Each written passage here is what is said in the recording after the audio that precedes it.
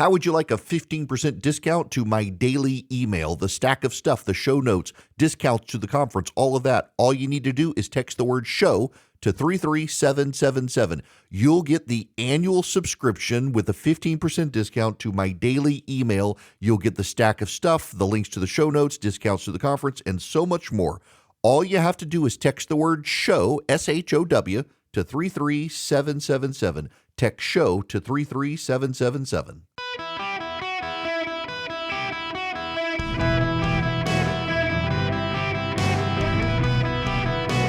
Welcome to the Eric Erickson Show podcast, Hour 2.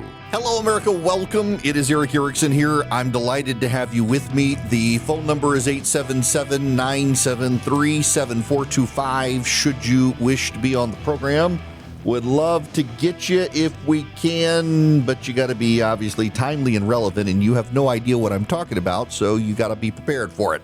Anticipate. And right now, we got to talk about New York City. New York City. I am not broadcast in New York City, but close, up on WICC in Bridgeport, Connecticut, and WTIC up in Hartford. And I am love being up there and have a lot of listeners online in the New York City area, hoping one day to land on a radio station in New York City. In the meantime, I'm making my way across the other part of New York, on in Buffalo, on in Watertown, and growing in the state. And I pay attention to New York because I must, because the National News Corps is centered in New York City, and any story in New York City is always a national story. It's kind of been one of those flummoxing things about this massive poop spill in the Washington metro area, one of the greatest environmental ecological disasters in American history, and the National Press Corps has completely ignored it. But you get one snowflake in New York City, and the rest of the country is going to hear about it for weeks on end from the national press. However, I'm noticing that with the disaster in New York City that is Zohran Mamdani, the media has kind of taken a break from covering New York. Isn't that kind of funny? About 24 people dead after he said he was going to bring about the warmth of progressivism. They froze to death in the snow after he decided not to get the police to save homeless people from the streets during the snowstorm. Snow piled up across the city. Garbage piled up across the city. Basic services were shut down in his fine competence as mayor. Now, a communist can get reelected in New York City if you're just good with the basics. And Mamdani, so far, is struggling with the basics. And now he's decided he wants to raise taxes in New York City. Of course he was going to do this. I want to play for you this clip of Zohran Mamdani, the mayor of New York City. At the heart of this path is a property tax increase. This would effectively be a tax on working and middle-class New Yorkers who have a median income of $122,000. The second path also requires us to raid our reserves. It would mean withdrawing $980 million from our city's rainy day fund in fiscal year 2026 and $229 million from the Retiree Health Benefit Trust in fiscal year 2027. These are steps that have been taken before, but only in moments of extraordinary external crisis. Mayor Bloomberg's response to the 2008 financial collapse, and Mayor de Blasio's response to the enormous revenue shortfall caused by the pandemic. We do not want to have to turn to such drastic measures to balance our budget. He says they don't want to have to do that, a 9.5% property tax increase. They don't want to have to do it. You know what his alternative was? Listen to this. This is an election year for Governor Hochul in the legislature. We already have a situation where the governor said, I don't want to raise taxes on millionaires. And this morning she said she doesn't support property tax hikes. I wonder if we have a situation where this is a clash between ideology and reality, and if faced with the fact that you won't get those taxes from Albany, would you really, really, really raise property taxes here in New York City? This is not a conversation on the basis of ideology. This is a conversation about a fiscal crisis. I have long believed in the importance of taxing the rich. I've said so publicly many a time. And I've long believed in the need for the state and the city's relationship to be a fair one. What we are speaking about in this moment, however, is not just that long-standing belief, the long-standing issues that have characterized that relationship, but a generational fiscal crisis of $5.4 billion. And when faced with this crisis, the question is, who should pay these taxes? I believe that it should be the wealthiest New Yorkers, the most profitable corporations. I believe that they can afford to pay a little bit more. We are in the most expensive city in the United States of America. I firmly believe in the need to make this an affordable city. I believe that we do so and reckon with structural crises by pursuing the first path, one of raising taxes on the richest New Yorkers, the most profitable corporations, and ending the drain. Now, this gets a little confusing because you have New York City and New York State. What Mamdani is talking about is not raising taxes on the richest residents of New York City and the richest corporations of New York City.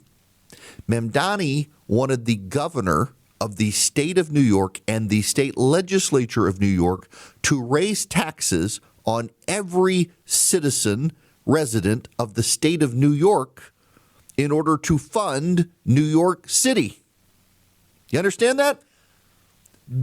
He wanted the entire state's taxes to go up because of New York City's fiscal recklessness, so that the entire rest of New York State can subsidize New York City. And the governor of New York said, take a hike. So now Mamdani's response is, I got to raise property taxes on everyone who lives in New York City since the state of New York is not going to bail me out. Let me give you perspective on this. New York City has a population of 8.5 million people, and the municipal budget is $127 million. The entire state of Florida has a 23 million person population and a statewide budget of $117 million. So 8.5 million people in New York City with a $127 billion budget, 23 million people in the entire state of Florida, and the whole state of Florida has a $117 billion budget. New York State, by the way, on top of New York City's $127 billion budget for 8.5 million people, New York State has a 20 million person population and a $254 billion budget. So Florida has a 23 million person population compared to New York's 20 million, and a statewide budget of 117 billion compared to New York's 254 billion, and then New York City layered on top of is an additional 127 billion dollars in spending. The city of New York spends more on its government resources than Florida. By the way, Florida spends less per child in school and gets better education results than New York City does. Both New York State and New York City believe in the luxury of the state services that they give their citizens, but the services are not comparable to the cost. New York City spends $45,000 per pupil in school. Mississippi, the whole state, spends $12,000 per pupil in the state, and you're more likely to have a literate black third grader in Mississippi than New York City. If you want to understand the failures of progressivism, the very failures of progressivism Zoran Mamdani supports, just consider that data point, that the entire state of Mississippi spends $12,000 per pupil in school, and New York City spends $45,000 per pupil on top of the state spending per pupil in New York, and they get worse results in math and reading than Mississippi. A poor black child in Mississippi is more likely to graduate high school reading and doing math than a poor black child or Puerto Rican child in New York City. And what is the result? New York City wants a 9.5% tax increase on its citizens. They don't want to cut services. They don't want to make do with less.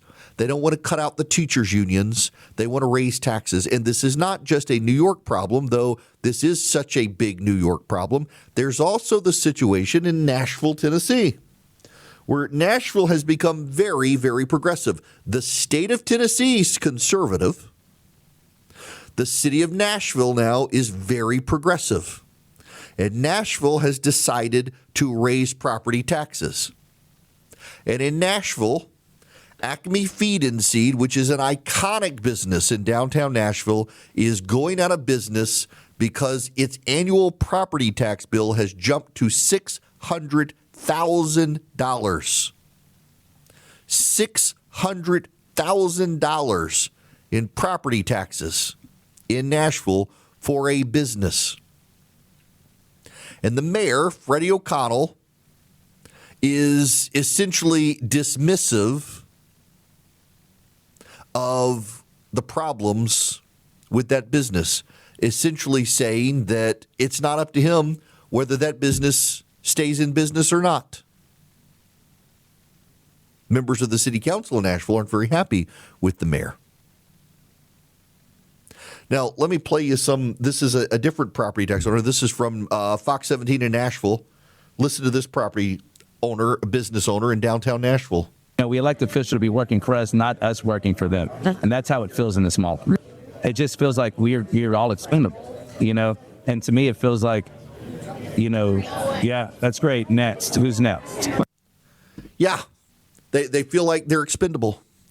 They're working for the city. The city's not working for them.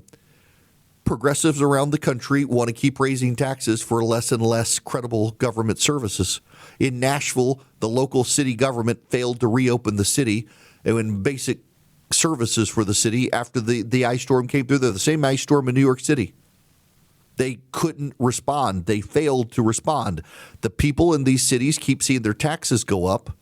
And then they can't respond. The mayor of Nashville is like, well, I mean, it's not up to me whether this business closes. We're just going to make them pay $600,000 in taxes. For what service? You couldn't even keep the roads clean in Nashville after the ice to people to go to the business. And by the way, you should understand that a lot of progressives don't even understand how this works. This is a person with 54,000 followers on on Twitter. His name is Micah. He's a political commentator and a law student, and he is an advisor to some left-wing commentator, which tells you everything you need to know, a kid advising a commentator. And he says 67% of New York City residents don't own property in the city. The notion that this is a tax hike primarily on normal working New Yorkers is an absolute joke. You got that? This is a young law student and political commentator who thinks that because 67% of New York City residents are renters, they don't own property, that the property tax hike isn't going to affect them. He has no idea how landlords calculate rent, does he? And by the way, even in the rent-controlled buildings in New York City, for which there are more, if property taxes go up, the landlords can pass on the tax increase to the the tenants of the rent-controlled business in buildings. The landlord doesn't have to eat the property tax cost. He can spread it out across the people in the buildings. So even the people in the rent-controlled buildings will have their taxes go up. Mamdani, by the way, also wants to get rid of gifted programs in the schools in New York City. So not only does he want the property taxes in New York to go up, he wants to degrade what the school systems offer because he thinks that only the white privileged elite use the gifted programs. Actually, the privileged program or the gifted programs in New York are how a lot of the Asian students escape the failing school system in New York City. They get into better schools with the gifted program and get a respite from the failing schools, and he wants to get rid of them. This is what New York City voted for, folks. This is what so much of the American Press Corps campaigned on. This is what they want. This is what they get. I told you I wanted the residents of New York City to get his policies good and hard. I didn't expect they were going to get it this fast. But they're about to get a 9.5% property tax increase in New York City because the state of New York decided they didn't want to go down the drain with the city. And they'll let the New Yorkers who voted for Zoran Mamdani feel it in their pocketbooks and in their rents.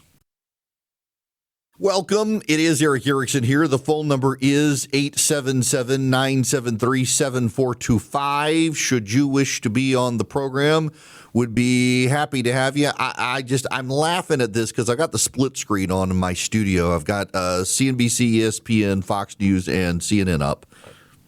And CNN has now done, I want to say, 3 stories in the last hour and a half about Stephen Colbert and James Tallarico. And they have yet to be honest about their coverage. This network has just gone to the dogs. Did you know, by the way, that this is profoundly interesting to me? I forget who it was. The ratings for like average viewership of the news networks, Fox News, CNN, and MS Now are out. And the 2 a.m. rerun of Sean Hannity's Fox News program gets more viewers than any program on CNN. Think about that. A 2 a.m. rerun on Fox News gets more viewers than any program's original programming on CNN. The network needs serious help, and trying to cater to the progressives in this country, which CNN has started doing again. They made a big shakeup. They basically did what CBS is trying to do.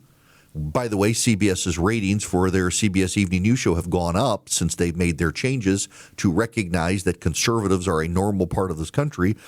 And CNN has decided to go further left in its programming. It has become Trump derangement syndrome for much of its programming. I've got good friends at CNN.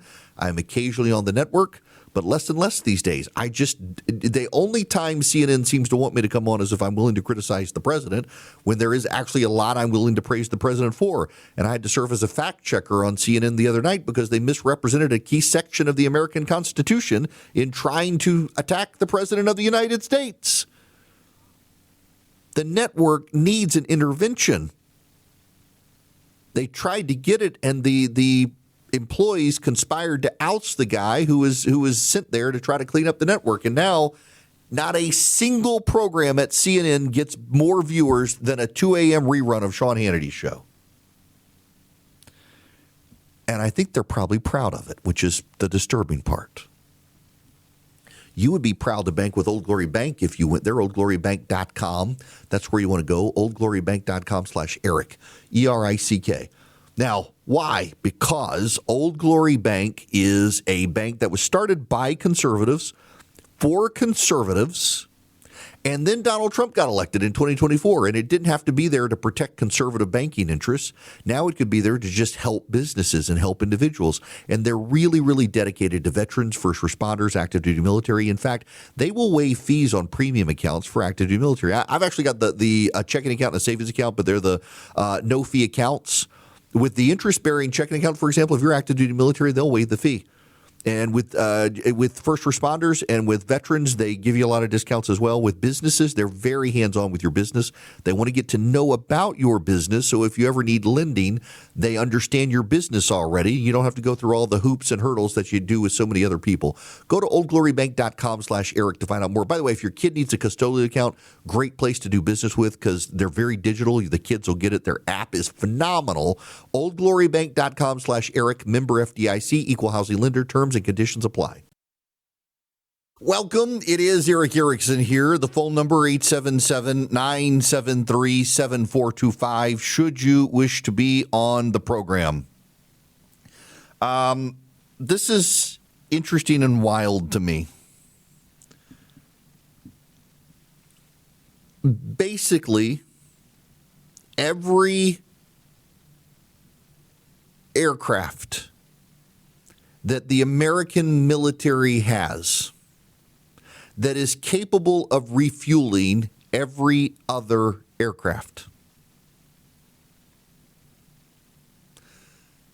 is in the Middle East now. In the last 8 hours, basically anything that can fly in the air and refuel other aircraft has been moved to the Middle East. There are over 40 U.S. aircraft en route right now to the Middle East with their trackers on so everyone can see them. There are 22 air tankers, 13 transports. There are AWACS. They are all in the air. In just the past couple of hours now, 13 additional tankers and 2 additional transport aircraft since I started plugging in my show notes today have taken off. They are flying in from Europe. They are flying in from the United States. Something is going on in the Middle East. What is going on is the president bringing pressure to bear on Iran.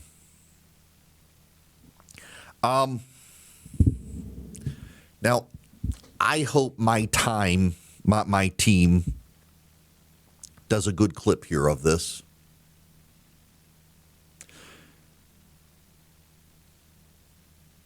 And I'm sorry, the silence here is I want to be very precise in my wording here.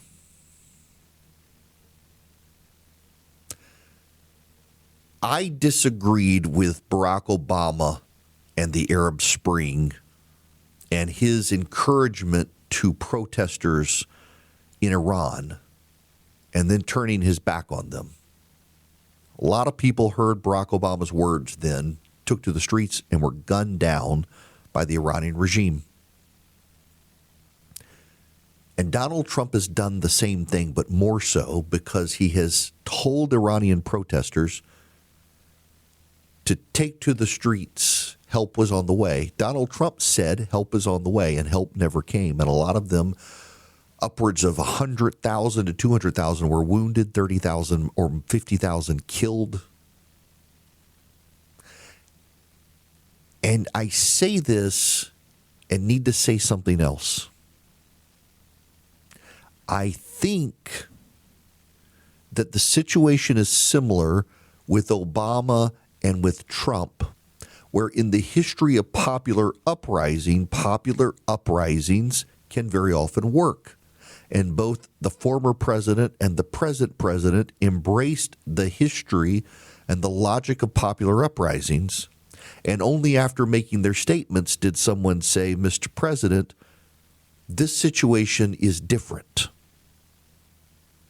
There are a lot of people who want the United States to bomb Iran to smithereens.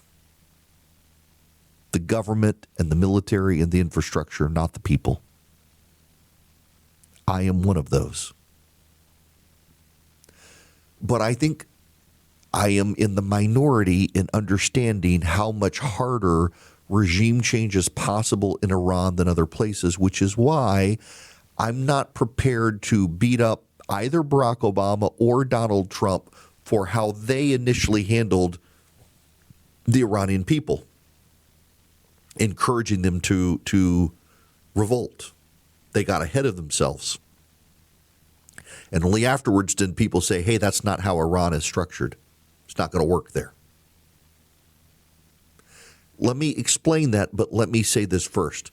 My criticisms of Barack Obama are that Barack Obama then tried to structure a peace deal with an Iranian regime that does not keep its promises, you cannot trust, and wants to bring about holy war. If you're listening right now and you're a progressive, you might not be able to relate to this. I am an evangelical Christian. I am at least somewhat able to understand this. This is not a theology lesson. I'm not proselytizing, but I need to explain a worldview to you so that you can try to understand the situation. I, as an evangelical Christian, believe that Adam and Eve were real, that God raised them from the dust of the earth. And they lived in a paradise, and they were exiled from that garden, and they created sin, and all the world's problems, disease, pestilence, tornado, everything on the planet that is destructive comes from that sin, not from God, but from the sin. That's the Christian worldview. God made us male and female. He put us together. He made marriage, all these things. It structures my life. And I believe that Jesus Christ was born of a real virgin, raised his perfect life, was suffered under Pontius Pilate, was crucified, died, was buried, descended into hell, 3 days later rose again from the dead, ascended into heaven, and will come back and judge the quick and the dead. That is my worldview. If you are a progressive listening to me right now, if you're a secularist listening to me right now, you think that's a lot of hooey. You're like, dude, you're a smart guy. You believe in Noah's Ark? Yeah, I actually do. You can think less of me as you must. Isaac Newton believed it too. He was a pretty smart guy. It's my worldview. If you're a secularist, you believe in miracles as well. You have by-faith beliefs. You tend to mask them in science, but you have a by-faith belief. The Big Bang Theory is a by-faith belief. In fact, the Big Bang Theory was actually the theory of a Catholic priest, and Albert Einstein rejected it, believing that he was trying to justify let there be light in Genesis. And now it's the most common belief for how the universe began. Except in my worldview, I can tell you what came before the Big Bang, and you who are a secularist, you can't. You have by faith beliefs, you have theories, multiverses, things like that, but your theories are by faith beliefs, just as in my faith, God is and always has been and always was, and he spoke the universe into being. I have a more consistent worldview than you. You just don't like my worldview, and you're dismissive of the miracles and all of that. So you can't understand this. And Barack Obama, who had flowery language, was ultimately a secularist and not really a believer, and he could never understand this thing. And I can because of my worldview, that the worldview of the leaders of Iran is not a secular worldview. It is not a transactional power structure worldview. It is a worldview that there is a 12th Imam descended from Muhammad who disappeared as a child, who has been hidden in a fold in space and will return. And they believe Jesus Christ will essentially come back as his prophet and help him, the Mahdi. And they wish, the Iranian leadership wishes to put the pieces in place ultimately to bring about the return of the Mahdi. And part of that is the destruction of the infidel, wiping out of Israel, and death to Americans. It's their worldview. The leadership of Western countries believe they can flip switches and pull levers and adjust the economy and get gross domestic product outcomes that will benefit people, keep the leaders in power, and make everybody happy. The Iranian leadership doesn't care about your switches, your levers, your buttons, your GDP. They care about bringing about the apocalypse, to bring about the Mahdi, to bring about their paradise.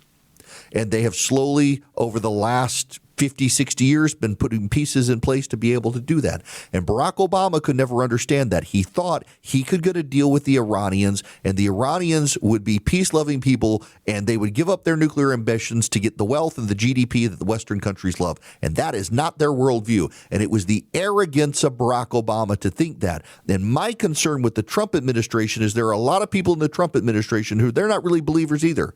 They have the same secular beliefs that Barack Obama did. They just mask it in rosier theological language, but deep down they're just as cynical. They're not worried about the afterlife. They're not worried about eternity. They're not worried about the apocalypse. They're not worried about the second coming of Christ. They're worried about right here and now. If I push this button, flip this lever, issue this executive order, I'm going to get 15% GDP. That's going to make us wealthier, and the Iranians can do that too. If they give up their nuclear program, they can pump it into their economy. They can make the Iranian people wealthier and happier. They'll get more power. They'll stay in power. They won't have to worry about revolt. Bingo, bazinga, we've won.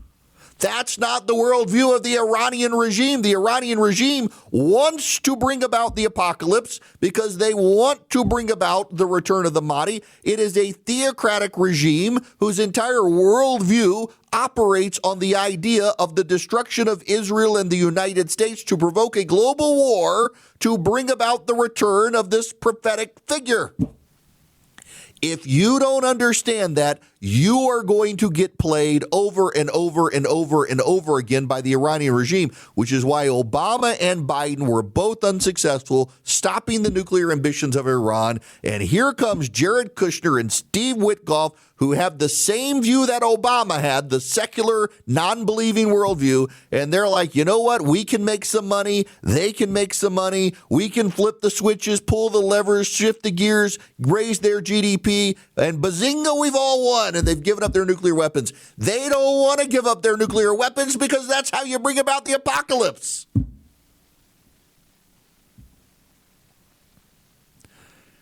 And at the same time,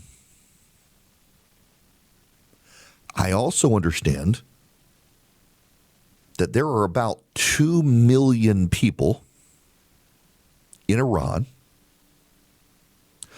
who prop up the regime and support the regime.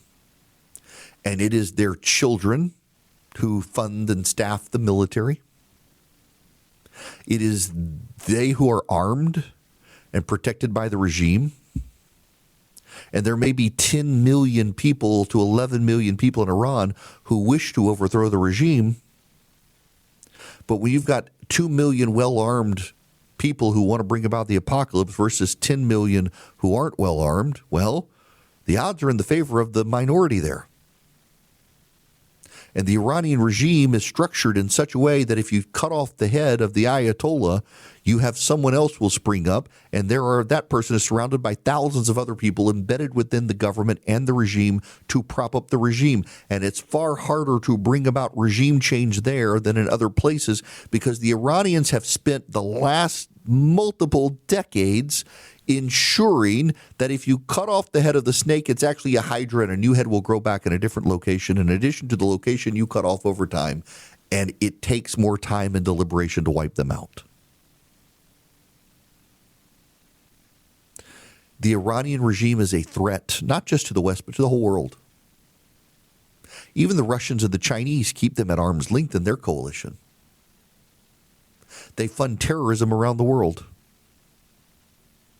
They kill people in the Middle East. Middle Eastern countries are worried about an escalating war. They want assurances from the United States. The United States will protect them. I can understand those assurances.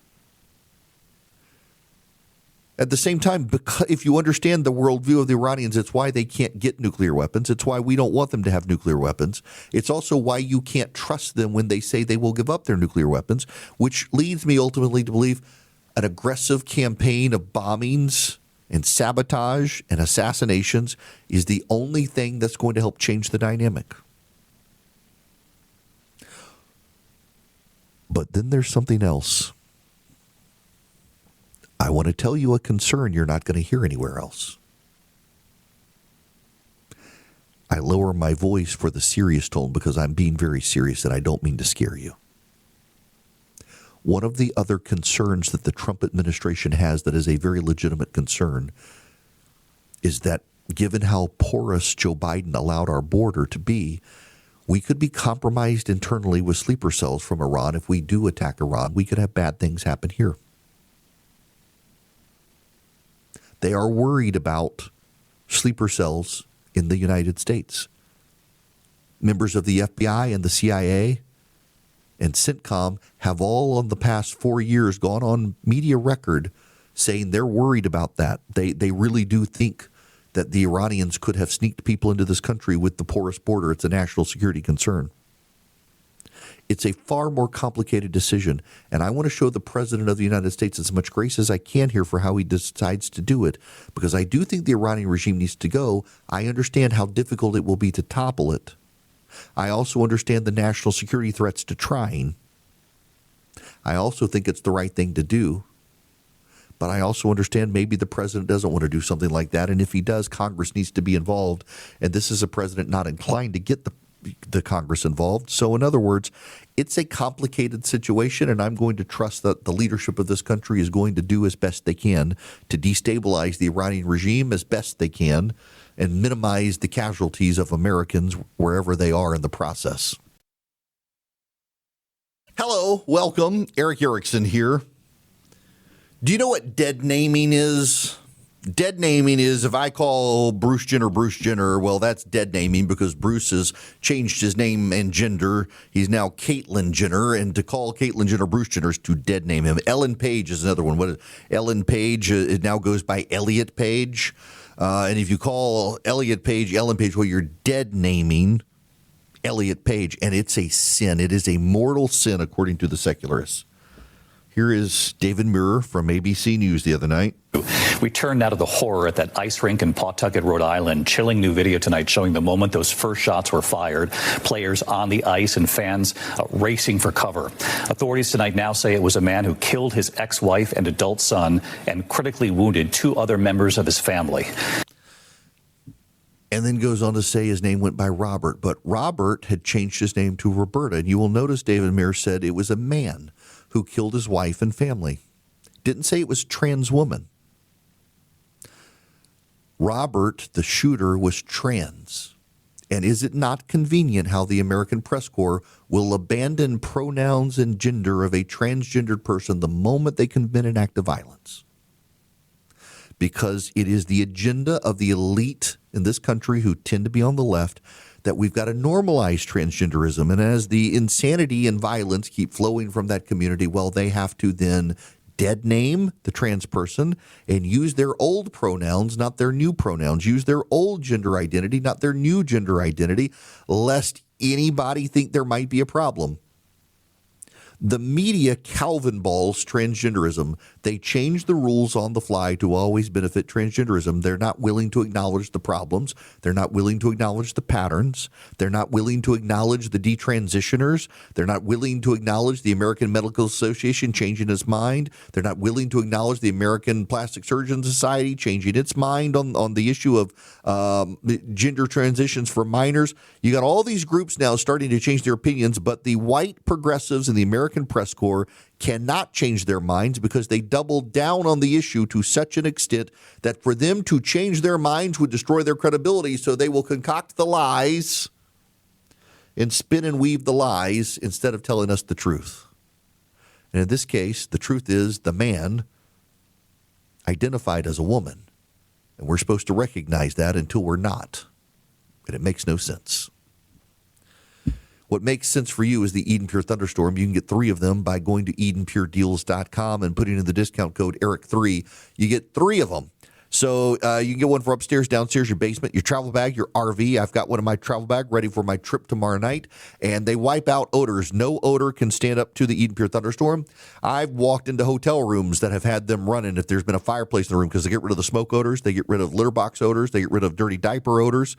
EdenPureDeals.com is the website. The discount code ERIC3, ERICK, the number 3. And they eliminate odors. They trap dust, pollen, they trap pet dander. They're filterless. You don't have to keep buying filter prescriptions. They kill 99.9% of bacteria and viruses, and they really eliminate odors. EdenPureDeals.com. The discount code ERIC3, ERICK3, EdenPureDeals.com. Check them out today.